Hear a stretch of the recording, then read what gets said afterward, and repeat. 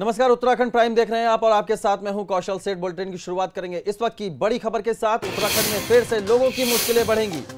बड़ी खबर आपको बता रहे हैं, उत्तराखंड में फिर से लोगों की मुश्किलें बढ़ेंगी क्योंकि 6 जिलों में ऑरेंज अलर्ट जारी किया गया है। बड़ी खबर आपको बता रहे हैं, उत्तराखंड के 6 जिलों में ऑरेंज अलर्ट जारी किया गया है। देहरादून, हरिद्वार और टिहरी में ऑरेंज अलर्ट जारी किया गया। इसके साथ पौड़ी, नैनीताल और अल्मोड़ा में भी ऑरेंज अलर्ट जारी किया गया है। 23 जुलाई तक मौसम विभाग ने भारी बारिश का अलर्ट जारी किया है। बारिश के चलते कई सड़कें बंद हैं, कई जगह भूस्खलन हुआ है और अब आपदा प्रबंधन विभाग और एसडीआरएफ अलर्ट पर है। तो बड़ी खबर आपको बता रहे हैं, उत्तराखंड में लोगों की मुश्किलें अभी और बढ़ेंगी। 23 जुलाई तक भारी बारिश का अलर्ट जारी किया गया है मौसम विभाग की ओर से। इसके अलावा 6 जिलों में ऑरेंज अलर्ट भी जारी किया गया है।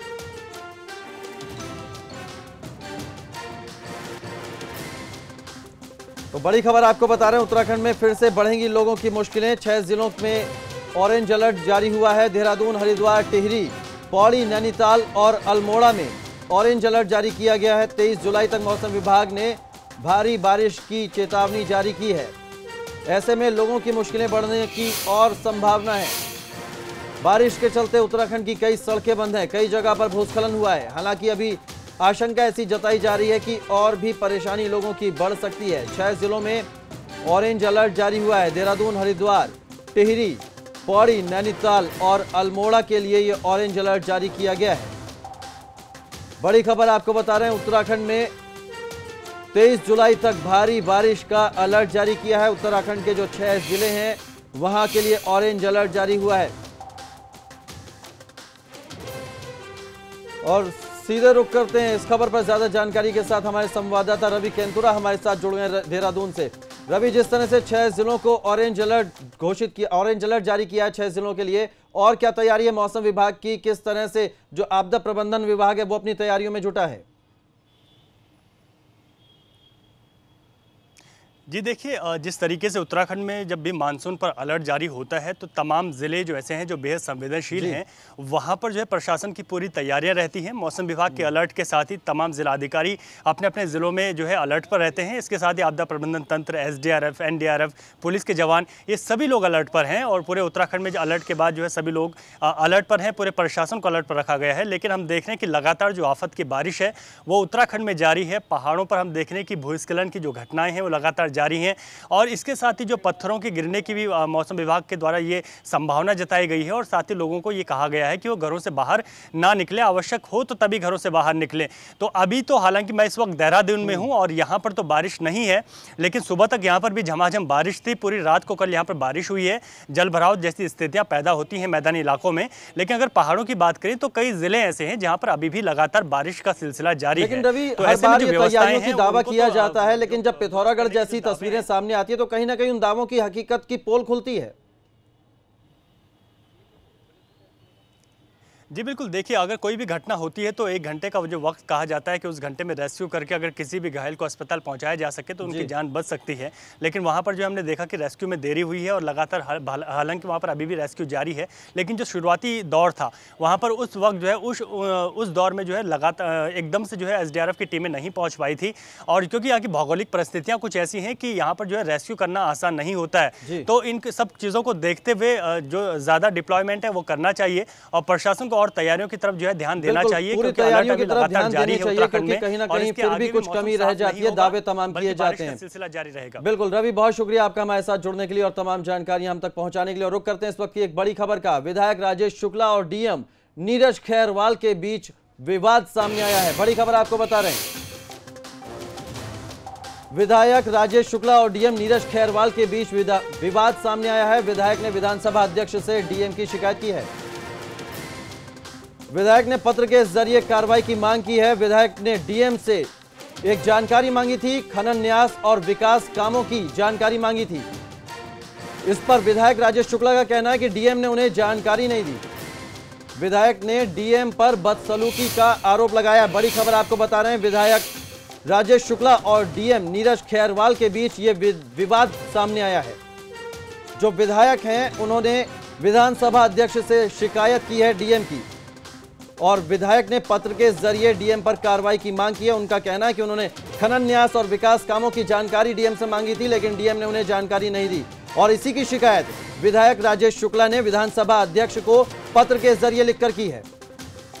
एक मीटिंग के दौरान दोनों के बीच विवाद हुआ था। बड़ी खबर आपको बता रहे हैं, देहरादून से विधायक राजेश शुक्ला और डीएम नीरज खैरवाल के बीच विवाद सामने आया है, जिसके बाद जो विधायक हैं राजेश शुक्ला, उन्होंने विधानसभा अध्यक्ष को पत्र लिखकर डीएम की शिकायत की है। विधायक ने अपने पत्र में लिखा है कि उन्होंने खनन न्यास और विकास के कामों की डीएम से जानकारी मांगी थी, लेकिन डीएम ने उन्हें जानकारी नहीं दी। साथ ही उन्होंने जो विधानसभा अध्यक्ष हैं प्रेमचंद अग्रवाल, उनसे कार्रवाई की मांग की है।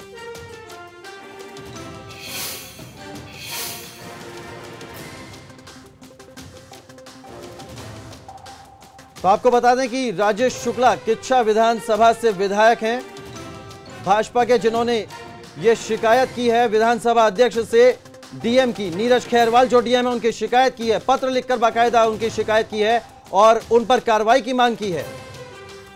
विधायक जो राजेश शुक्ला है, उनका कहना है कि उन्होंने खनन न्यास और विकास कामों के लिए जानकारी मांगी थी डीएम से, लेकिन डीएम ने उन्हें जानकारी नहीं दी। ऐसे में उन्होंने विधानसभा अध्यक्ष से डीएम के खिलाफ कार्रवाई की मांग की है। अजीत राठी हमारे संवाददाता, ब्यूरो चीफ उत्तराखंड के हमारे साथ जुड़ गए, उनका रुख करते हैं। अजीत, जिस तरह से उत्तराखंड में विधायक जो राजनीतिक रसूख वाले लोग हैं, जो जनप्रतिनिधि हैं, कहीं ना कहीं उनके और जो अधिकारी हैं उनके बीच विवाद की खबरें पहले भी आती रही हैं। एक बार फिर यह खबर सामने आई जहां जो विधायक राजेश शुक्ला, उन्होंने विधानसभा अध्यक्ष से डीएम की शिकायत की है। क्या जानकारी है? अभी देखिए, ये मामला गंभीर इसलिए है कि इसमें जिले के प्रभारी मंत्री समीक्षा बैठक कर रहे थे। मंत्री की मौजूदगी में वो वीडियो भी वायरल हो रहा है जिसमें डीएम कह रहे हैं कि उनकी याददाश्त कमजोर है। तो एक जनप्रतिनिधि के लिए और किसी मंत्री की मौजूदगी में ये सब कहना थोड़ा सा आपत्तिजनक लगता है। इसीलिए उन्होंने विशेषाधिकार हनन का नोटिस जारी करने की मांग की है। और इससे पहले भी स्वास्थ्य की सुविधाओं को लेकर राजेश शुक्ला, भाजपा के विधायक जो हैं, जिन्होंने अभी चिट्ठी भेजी है, शिकायत की है, वो धरने पर बैठ गए थे। तो ये एक चीज उधम सिंह नगर और तमाम उन जिलों में चली आ रही है और तमाम अफसरशाही पर ये आरोप लग रहे हैं कि वो जनप्रतिनिधियों की नहीं सुनते। पिछले दिनों आपने ध्यान किया होगा कि एबीपी गंगा ने एक बयान मुख्यमंत्री का था जिसमें मुख्यमंत्री ने कहा था कि सभी अफसर जनप्रतिनिधियों का सम्मान करें, लेकिन फिर भी विशेषाधिकार हनन का नोटिस अगर एक विधायक को देना पड़ता है तो ये एक बहुत ही गंभीर विषय है। और जब सदन चलेगा तो मुझे लगता है तब वो उनको नोटिस सर्व होगा। जी बिल्कुल, बहुत शुक्रिया अजीत आपका तमाम जानकारी के लिए। तो गंभीर विषय है, कहीं ना कहीं विधायक राजेश शुक्ला ने डीएम नीरज खैरवाल की शिकायत की विधानसभा अध्यक्ष से। उनका कहना है कि विधायक जो डीएम है वो उनकी बात नहीं सुन रहे हैं। उन्होंने एक जानकारी मांगी थी, वो जानकारी उन्हें नहीं दी।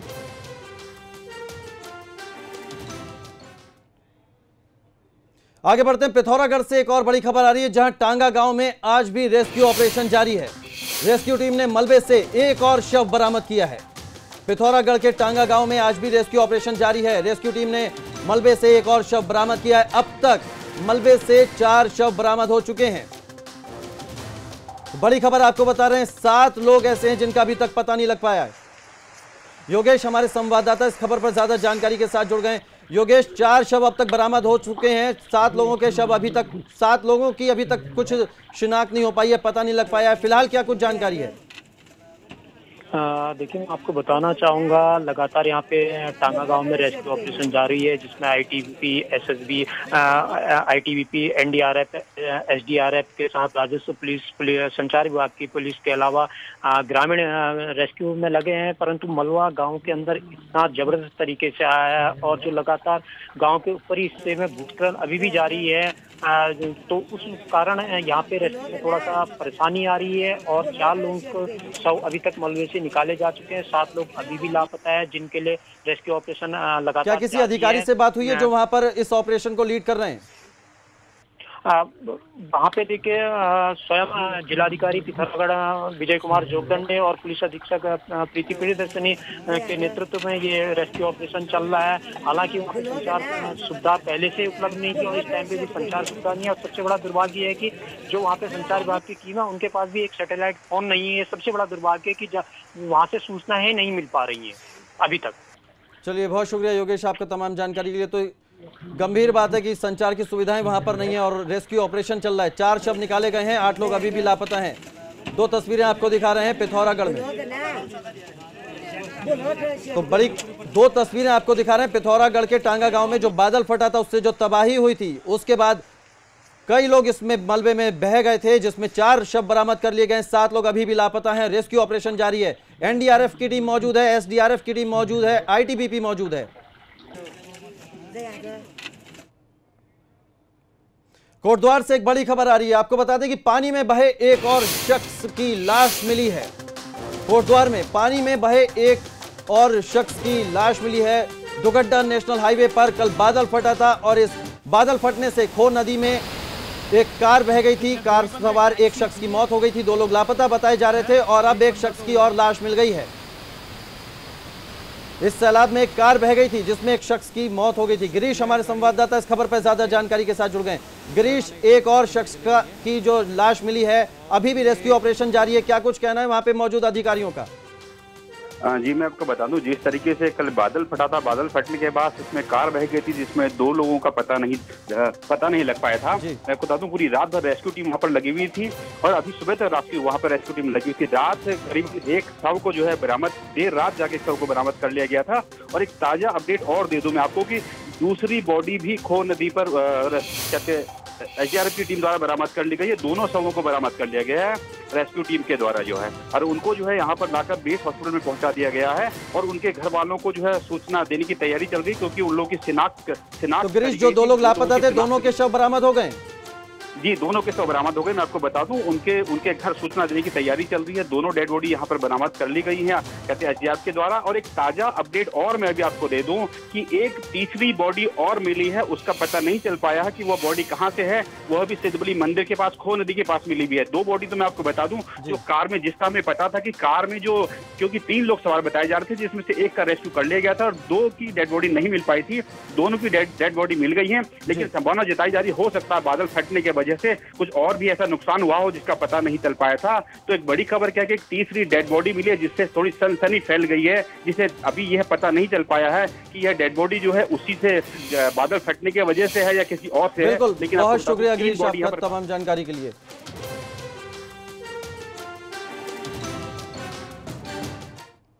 आगे बढ़ते हैं। पौड़ी में भारी बारिश की चेतावनी जारी होने के बाद अब मौसम के हालातों पर पल पल की निगरानी रखी जा रही है। आपदा प्रबंधन विभाग लगातार इस पर निगरानी रखे हुए है। बीते दिनों दुगड्डा क्षेत्र में ही बादल फटने की घटना को देखते हुए जिले की आपदा प्रबंधन की टीम अब कड़ी सतर्कता बरत रही है, क्योंकि भारी बारिश के कारण 8 ग्रामीण सड़कें प्रभावित हुई हैं, जिन्हें फिलहाल यातायात के लिए खोल दिया गया है।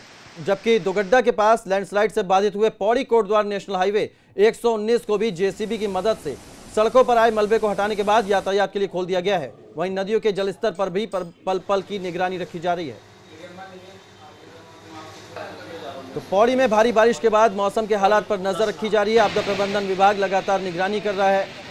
सड़कों से मलबा हटा दिया गया है। फिलहाल हमारी तरफ से 23 जुलाई के लिए हमारा अलर्ट हमने जारी कर रखा है, जिसमें हमने जनपद के अंदर कहीं भारी बारिश का अलर्ट जारी किया है। और इसी के तहत डीएम साहब के निर्देश में हमारी आईआरटी जो तहसीलों में है और आईआरएस सिस्टम जो हमारा जनपद स्तरीय सिस्टम है वो पूरा एक्टिवेटेड है। अभी सारे अधिकारी इसको अलर्ट कर दिया गया है। मोबाइल नंबर ऑन रखने के निर्देश दिए गए हैं। एक्शंस हमारे जितने हैं, पीडब्ल्यूडी जो बाकी हमारे जितने विभाग हैं, सब हाई अलर्ट में हैं। जेसीबीज भी हमारी पूरी तरीके से फंक्शनल हैं। और अभी जैसे कोटद्वार का कोई इंसिडेंट अभी ये हुआ था, तो इसमें भी अभी जो रोड ब्लॉक का भी एक सूचना आई है, तो उसमें हमारी जेसीबी अभी वर्क कर रही है। बड़कोट से एक बड़ी खबर आ रही है। आवाजाही के लिए नेशनल हाईवे खुल गया है। नेशनल हाईवे 123 पर आवाजाही शुरू हो गई है। नौगांव बड़कोट मार्ग पर किसारी खड्ड के पास यह हाईवे खुल गया है। आपको बता दें कि सड़क पर बोल्डर गिर गया था, जिससे हटाकर वैकल्पिक मार्ग बनाया गया है। 2 जेसीबी की मशीन इस काम में इस्तेमाल की गई और यह रास्ता खुल गया है। एक वैकल्पिक मार्ग तैयार किया गया है। नेशनल हाईवे 123 पर आवाजाही शुरू हो गई है। बड़ी खबर आपको बड़कोट से बता रहे हैं। सड़क से बोल्डर हटाकर वैकल्पिक मार्ग बनाया गया है, जिससे गाड़ियों को निकाला जा सके। लंबा जाम लग गया था जब ये मलबा सड़क पर आ गया था। 2 जेसीबी की मदद से मलबा को हटाया गया है। तो बड़कोट में आवाजाही के लिए नेशनल हाईवे खुल गया है। नेशनल हाईवे 123 पर आवाजाही शुरू हो गई है।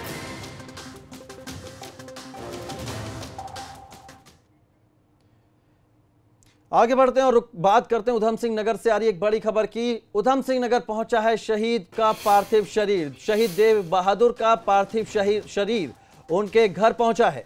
4 दिन पहले लेह में शहीद हुए थे देव बहादुर। किच्छा के गोरीकला गांव के रहने वाले थे देव बहादुर और अब उनका पार्थिव शरीर उनके घर पहुंचा है उधम सिंह नगर। तस्वीरें आपको दिखा रहे हैं।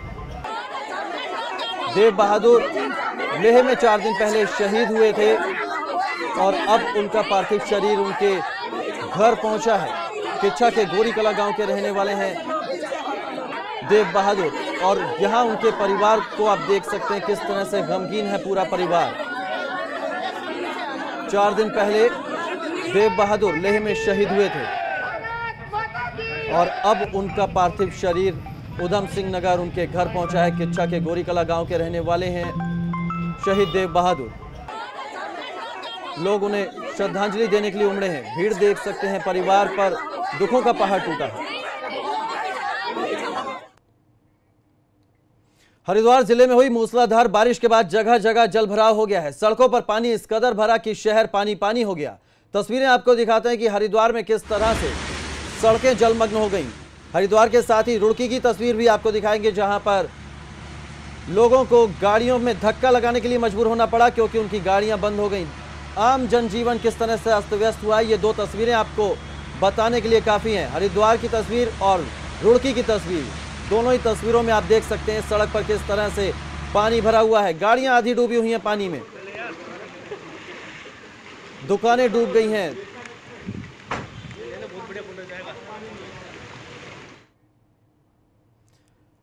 और देहरादून से इस वक्त एक बड़ी खबर आ रही है। महिला कांस्टेबल की मौत के मामले में अब जांच तेज कर दी गई है। प्रदेश सरकार ने जांच तेज करने के आदेश दिए हैं। महिला कांस्टेबल की मौत के मामले में अब जांच तेज कर दी गई है। सीबीसीआईडी करेगी संदिग्ध मौत की जांच। झबरेड़ा में हुई थी कांस्टेबल की मौत। विनोद हमारे संवाददाता इस खबर पर ज्यादा जानकारी के साथ जुड़ गए। विनोद, अब सरकार ने जांच का आदेश दिया, सीबीसीआईडी जांच करेगी महिला कांस्टेबल की मौत की जांच। क्या जानकारी है इस मामले में? जी देखिए कौशल, ये पूरा हरिद्वार का मामला है और हरिद्वार के झबरेड़ा थाने में एक महिला कांस्टेबल थी जिसकी संदिग्ध परिस्थिति में मौत हो गई थी। लगातार उस मामले में हालांकि कार्रवाई हरिद्वार पुलिस के माध्यम से की गई है, लेकिन पूरी तरह से जो मृतका महिला कांस्टेबल थी उसके परिजन अब मुख्यमंत्री त्रिवेंद्र सिंह रावत से मिलने आए थे, जिनको लेकर अब इस पूरे मामले पर सीबीसीआईडी को जांच सौंपी गई है और एक एसआईटी सेटअप करके अब जांच करेगी। लिहाजा किस तरीके की ये संदिग्ध परिस्थिति में इस महिला कांस्टेबल की मौत हुई है उससे वो संतुष्ट नहीं थे, लेकिन अब उनके परिजन जिस तरह से मुख्यमंत्री से मिलने आए थे, अपनी गुहार लगा रहे थे, तो पूरे मामले पर सीबीसीआईडी की जांच को लेकर मुख्यमंत्री ने निर्देश दिए हैं और जल्द से जल्द त्वरित कार्रवाई करने के भी निर्देश दिए हैं। जी विनोद, आप बने रहिए। फिलहाल इस जानकारी के लिए बहुत शुक्रिया। तो बड़ी खबर आपको बता रहे हैं, महिला कांस्टेबल की मौत की जांच सीबीसीआईडी करेगी। एक और बड़ी खबर आ रही है देहरादून से, जहां कुंभ को लेकर मीटिंग हुई है और इस मीटिंग को बीच में छोड़कर चले गए हैं मंत्री मदन कौशिक। बैठक से नाराज होकर निकले हैं मंत्री मदन कौशिक और बताया जा रहा है कि अधिकारियों के रवैये से मदन कौशिक नाराज हो गए और बैठक छोड़कर चले गए। सचिवालय में ये बैठक बुलाई गई थी कुंभ को लेकर, ये बहुत अहम बैठक थी। उनको जाकर कौन से अधिकारी ने वहां जाकर बैठक बुलाई? सुधांशु जी हैं, सारे सचिव, कहाँ सचिव ऊर्जा, कहाँ सचिव पेयजल, कहाँ सचिव सिंचाई, सारे सचिव बुलाए थे। आज आखिर वहाँ काम क्या हो रहा है? देखा नहीं क्या बुरा हाल हो रखा वहाँ। कौन सा रिक्शा करेगा जब अपने विभाग की रिक्शा नहीं करते जा? बैठक बुलाने का औचित्य क्या? क्यों 1 हफ्ता पहले मैंने एजेंडा जारी करा है? अब आप कोई से दिन फिक्स करके दोबारा बैठक में समय लेकर कोई बैठक का औचित्य।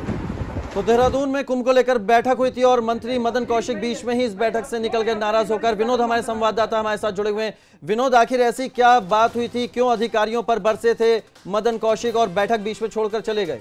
जी देखिए कौशल, 12:30 बजे उत्तराखंड सचिवालय में कुंभ को लेकर उनकी समीक्षा को लेकर और कितनी तैयारियां हैं उसको लेकर शासकीय प्रवक्ता और कैबिनेट मंत्री मदन कौशिक ने बैठक बुलाई थी। कुछ अधिकारी तो पहुंचे जो निचले स्तर के अधिकारी हैं, लेकिन जो वरिष्ठ अधिकारी हैं उत्तराखंड शासन से अन्य विभागों के, उनके वो नहीं इस बैठक में पहुंचे और यही वजह है कि पूरी तरह से शासकीय प्रवक्ता मदन कौशिक का पारा चढ़ गया और उन्होंने विनोद आपको रोकना चाहेंगे, एक बार और सुनाते हैं किस तरह से अधिकारियों को फटकार लगाई है मंत्री मदन कौशिक ने।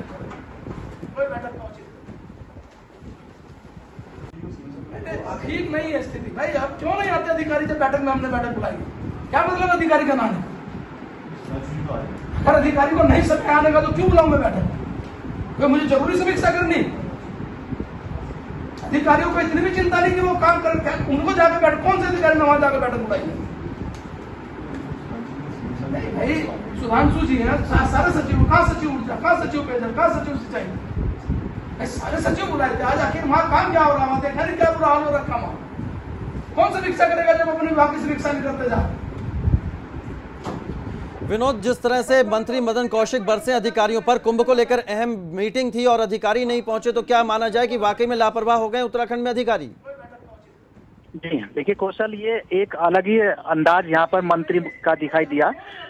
शासकीय प्रवक्ता मदन कौशिक जो कैबिनेट मंत्री हैं, उन्होंने 12:30 बजे उत्तराखंड सचिवालय में कुंभ को लेकर, कुंभ की समीक्षा को लेकर और कितनी तैयारियां हैं उनको लेकर अधिकारियों के साथ बैठक बुलाई थी, लेकिन निचले स्तर के अधिकारी पहुंचे।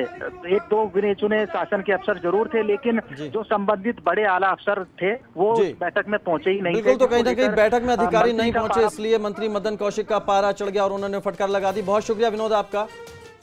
एक छोटे से ब्रेक के लिए रुक रहे हैं, फौरन वापस लौटते हैं।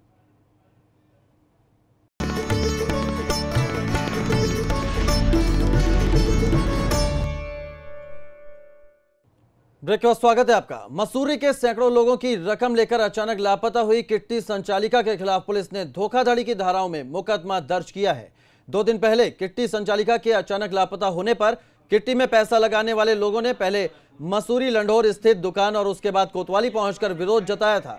वहीं एक बार फिर किट्टी संचालिका के वापस आने पर लोगों ने मसूरी कोतवाली पहुंचकर पुलिस से उनकी मेहनत के पैसे दिलाने की गुहार लगाई है।